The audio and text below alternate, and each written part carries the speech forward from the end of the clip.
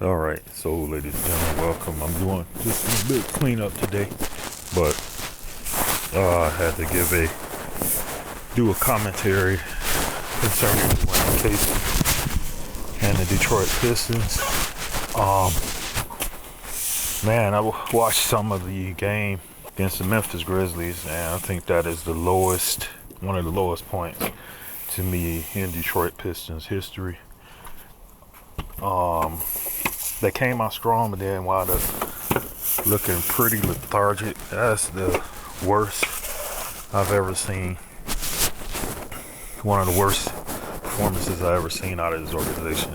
I actually think that is the game in which Duane Casey totally lost his team. And I don't understand how you play such a close game and then wind up pretty much getting ran out of the gym. I know the final score was a little bit closer than what the game actually was. But like I said, being a lifelong Piston fan, this was one of the lowest points in his team's history, was getting beat like that. And I think that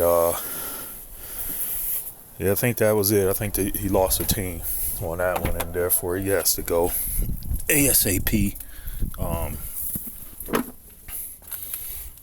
It just was something odd about it. Felt like had like a Twilight Zone feel to it, and anyone that watched that game, you know what I'm talking about. It just didn't seem right, and I think the players have had enough of this. The city has had enough of this. YouTubers have had enough of this, and it's time to move on. Right now, I'm posting a video with this one as well as to what happened in Toronto, and Raphael T, whoever that person is, put your comment up here, because that is how I feel right now. That's how a lot of these fans feel right now here. And something's got to be done quickly. So I don't believe we should be tanking or trying to get that Victor. I can't pronounce his last name. I'm not going to even make an attempt to. I don't think that is a fit for the Detroit Pistons at all. You go that route, setting this team back another 2 to 4 years as far as being prominent again in the league. So my player that we should be targeting is Armando Bacot out of the University of North Carolina.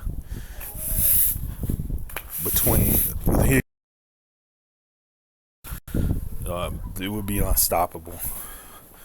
But like I said, check out the video that is going to come at the end of me talking here with the former president of the Toronto Raptors and his reasons for getting rid of Duane Casey.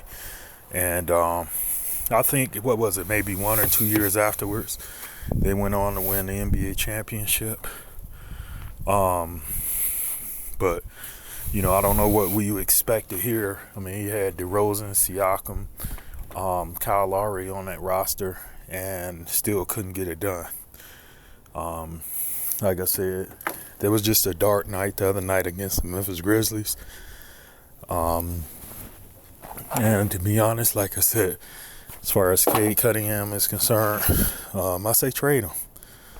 Trade him. There's no hate against him. It's just that he deserves to be in a better situation than he is here.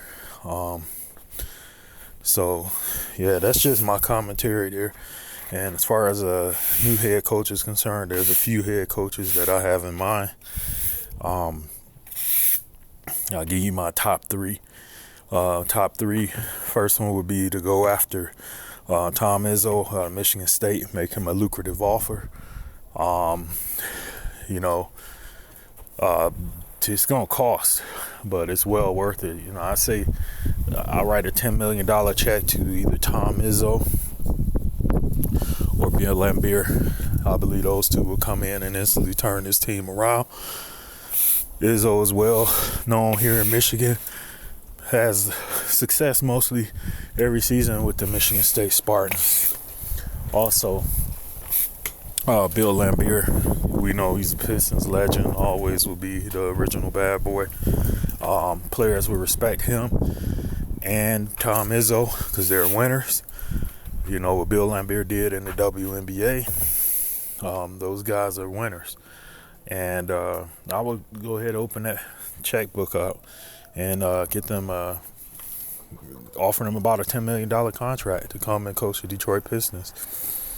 A couple other guys that I have are David Fisdale, currently the GM of the Utah Jazz. Another gentleman I'm looking at is Mike Miller, the former Mike Miller, the one that was on the Cavs roster that won the NBA title with LeBron James. I think that would be a good first gig for him. Possibly Steve Nash. But my favorite would be, and actually Mike Miller is coaching high school basketball somewhere in Tennessee right now. But my favorite, and a guy that I say we should be going after as far as head coach, is going to be a former New York Knicks standout.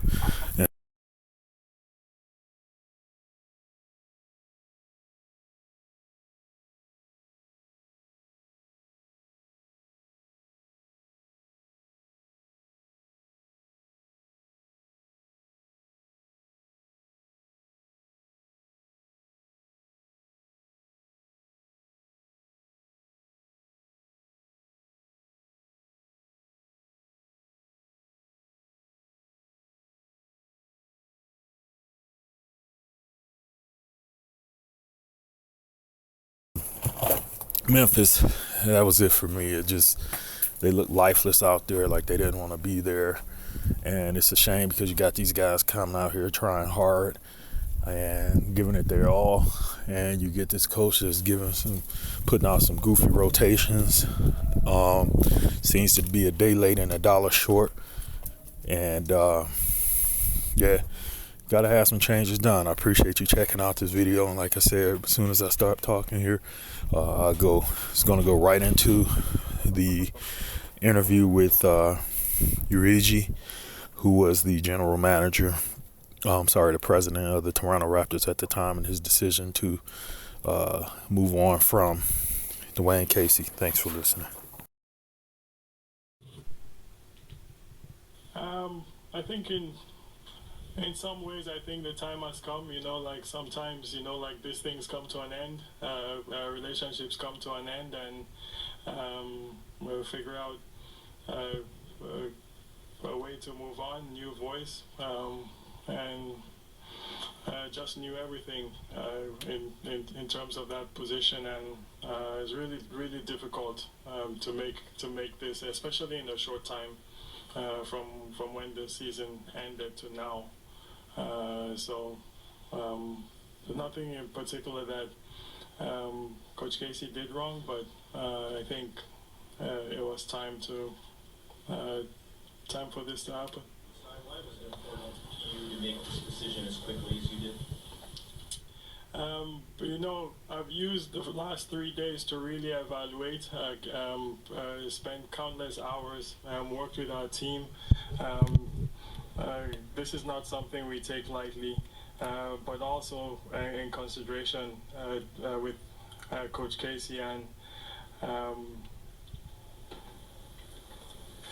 maybe looking at other jobs, to give him that chance, be fair that way, that we're not taking that chance away instead of dragging things on. You said this is difficult. Did you speak to him in person or over the phone? Yeah, I'd never speak to Casey over the phone with something like this, I met with him today. We've met every day. Had lunch together yesterday. What an unbelievable human being. It made it, this the hardest thing I've done in my life.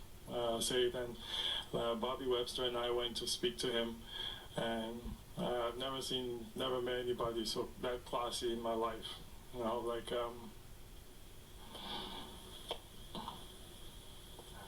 I don't know that I'll work. I can honestly say that I don't know that I'll work with a better person. he's just very graceful. He thanked us. He appreciated his time here.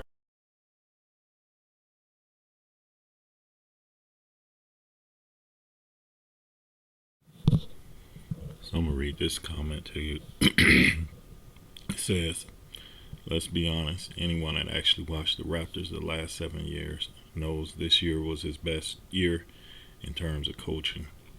Having said that, he has improved and learned, but people are quick to forget he was on the brink of getting fired almost every year because of bad ATO plays. I'm not sure what they mean by that. Bad rotations, crappy and predictable offensive sets. This was literally his only good year in terms of coaching. In other words, us Raptors fans are sad to see him go, but we had such bad coaches in the past that I think the bar was already set too low. Countless times of watching one-on-one plays get called out of timeouts. Does anyone not remember, I think 2 years ago in Charlotte, I think we were down 1 point with 25 seconds left, and he told the team not to foul. It ended up being a shot clock violation, and we had like 0.6 seconds left, and he said, I thought there was more time on the clock. This was his best year of coaching, but it overshadows the countless times he called some stupid stuff too early to tell if it's a good or bad move. And everybody remembers how that turned out. The Raptors went on, I think, the next season or two to win the NBA championship.